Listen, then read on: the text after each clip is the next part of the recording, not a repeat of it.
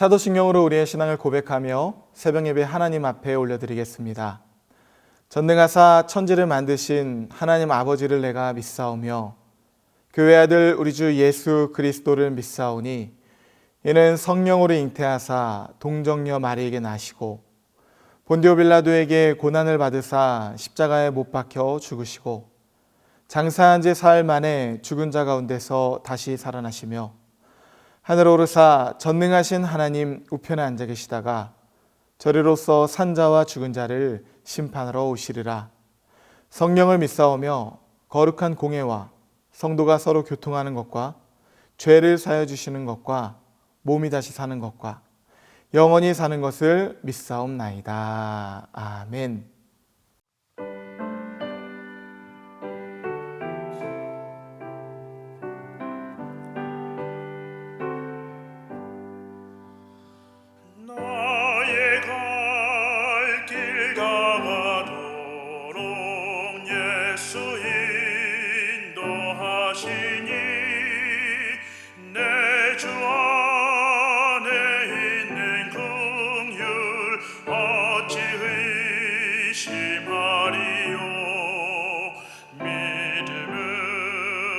사는 자는 하늘 위로 받겠네.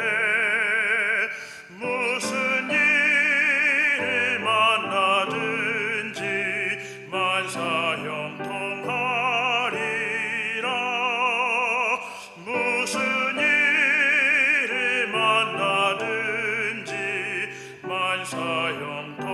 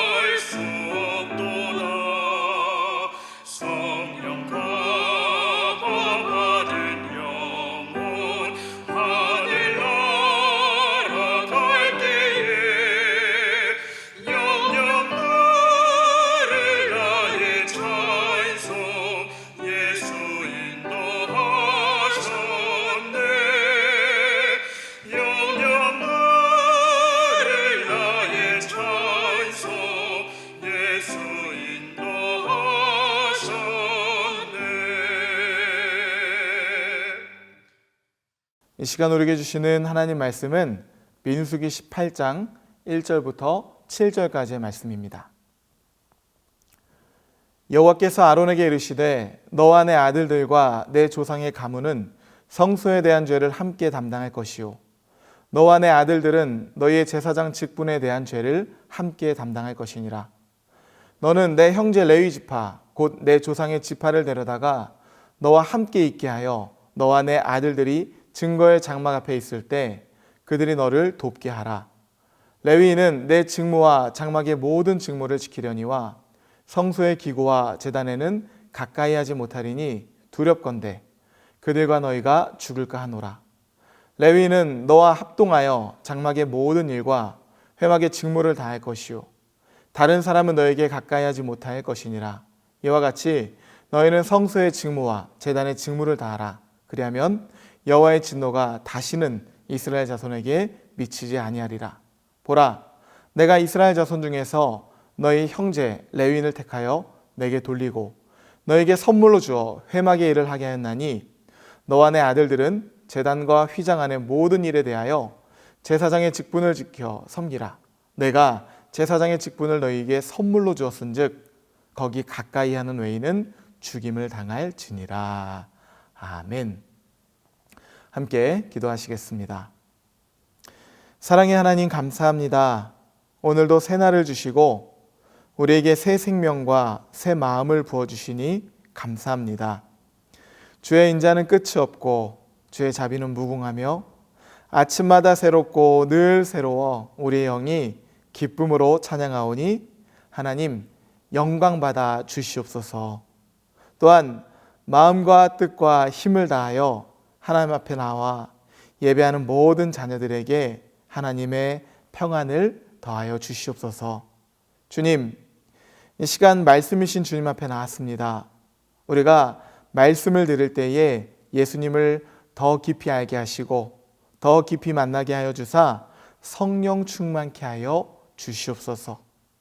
이 모든 말씀 우리 주 예수 그리스도의 이름으로 기도하옵나이다. 아멘. 할렐루야. 네, 오늘은 제사장과 레위인의 직무에 관한 하나님 말씀입니다.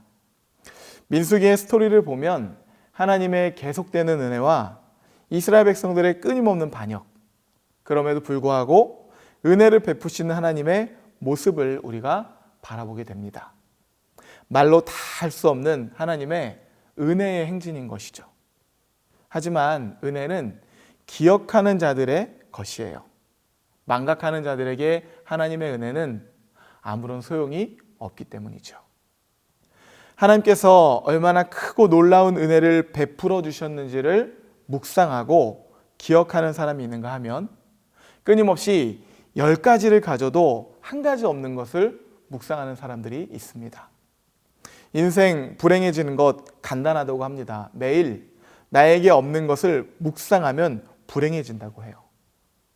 반면에 이미 내게 주신 것들을 묵상하기 시작하면 받은 바 된 은혜가 넘쳐나기 시작하고 그러면 감사가 넘쳐나는 삶을 살아가게 되는 것이죠. 그래서 사도 바울은 말합니다. 항상 기뻐하라. 쉬지 말고 기도하라. 범사에 감사하라. 이는 그리스도 예수 안에서 너희를 향하신 하나님의 뜻이니라.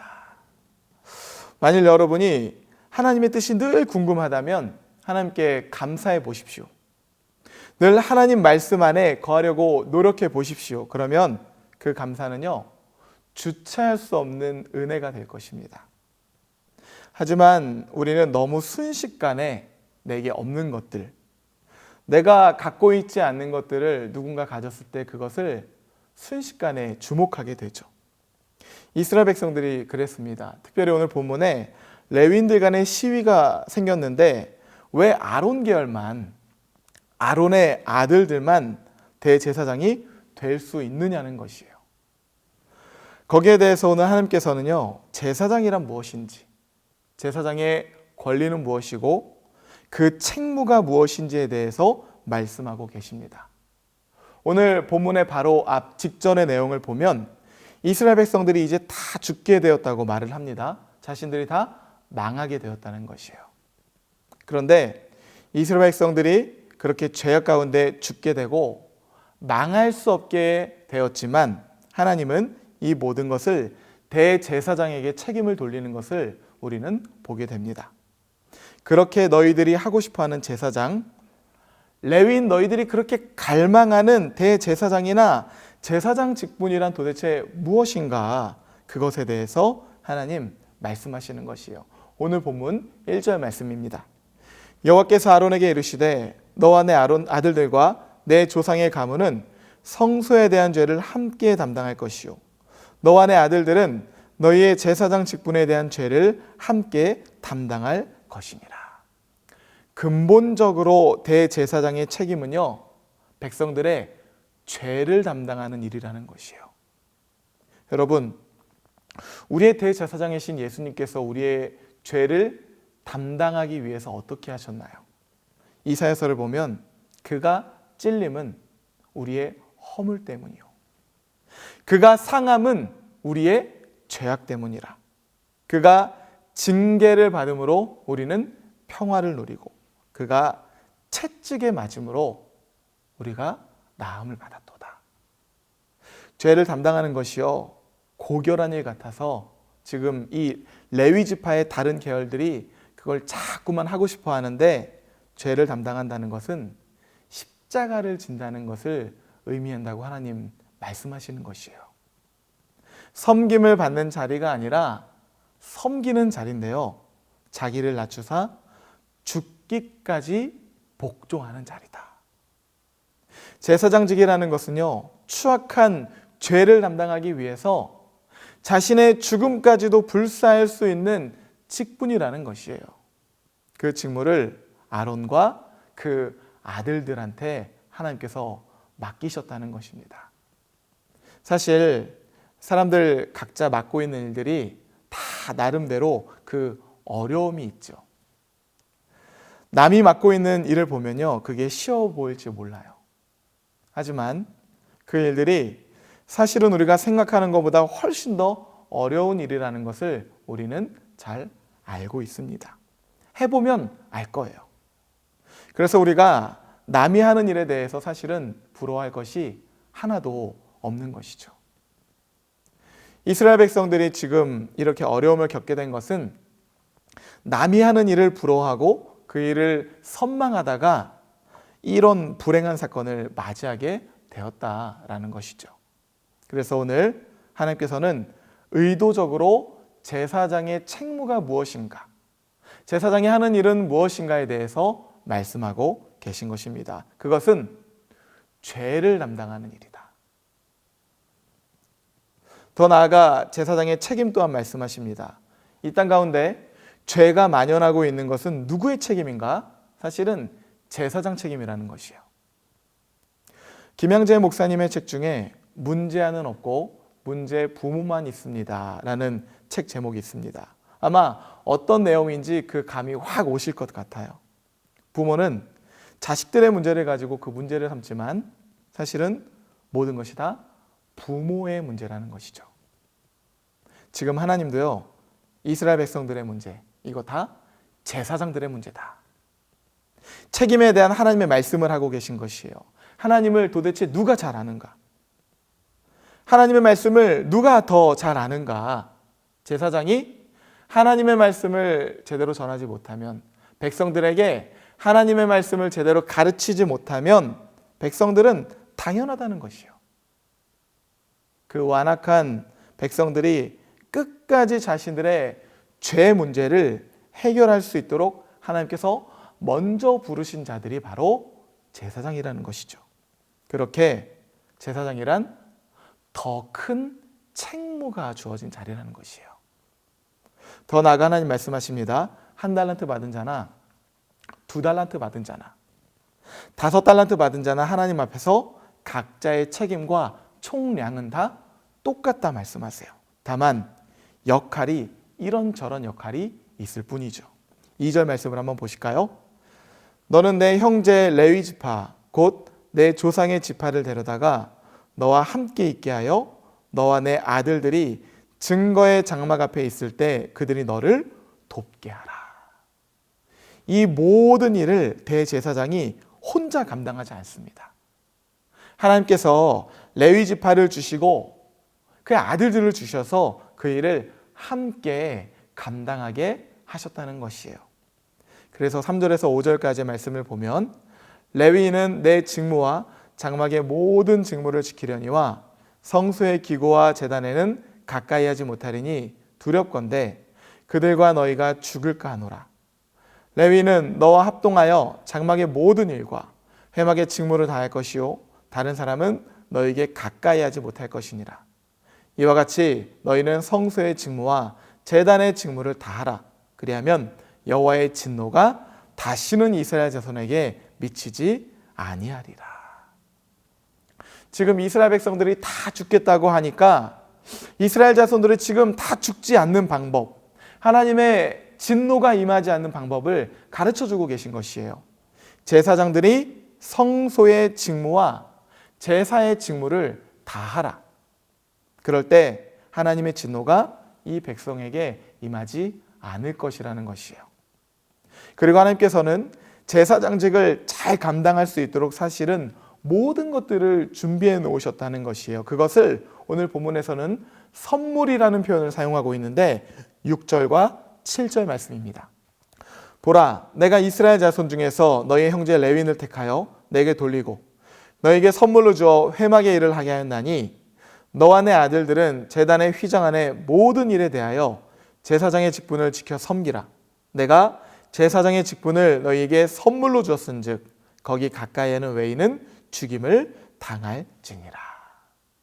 하나님께서는 이스라엘 백성들의 죄를 사하시기 위하여 제사장 직분을 선물로 주셨는데 그 선물을 잘 감당할 수 있도록 또 다른 선물을 주셨다는 것이에요. 그게 바로 레위인들이고 아론의 아들들이라는 것이죠.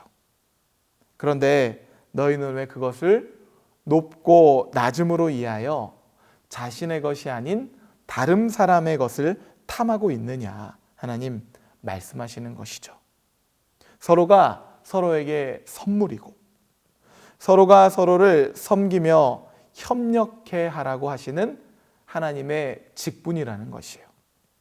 고린도전서 12장 5절 말씀을 보면 직분은 여러 가지나 주는 같으며, 고린도후서 5장 18절 말씀, 모든 것이 하나님께로 났으며 그가 그리스도로 말미암아 우리를 자기와 화목하게 하시고 또 우리에게 화목하게 하는 직분을 주셨으니.